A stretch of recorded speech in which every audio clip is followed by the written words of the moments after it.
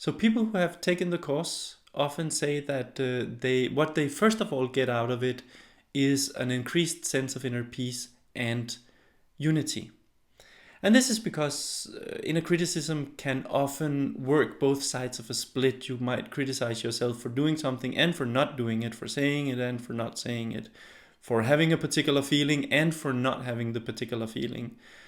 So you might, for example, both criticize yourself for being too careful in certain situations and for not taking enough chances and not being vital and courageous enough in other situations. Or even in the same situation, you might experience that. So when you minimize or disengage from inner criticism, you also disengage from these kind of inner warfare, you can say. And that gives a great sense of peace and of increased inner unity. It also a thing that it also frees up a lot of energy.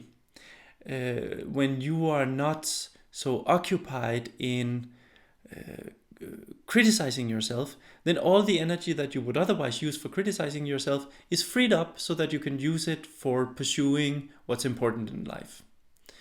Another very common thing that people say they get from the course is greater self-acceptance, of course, but also that with that greater self-acceptance comes an increased capacity for empathy and understanding for other people.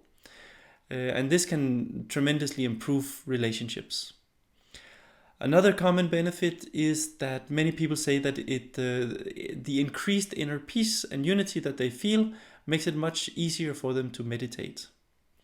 Inversely, of course, meditation can be greatly help you in the work of disengaging from inner criticism. So this is a really positive cycle, that you work on disengaging from inner criticism and you work on disconnecting your attention from the turbulence of thoughts and emotions, which is meditation. They are mutually beneficial, those two practices.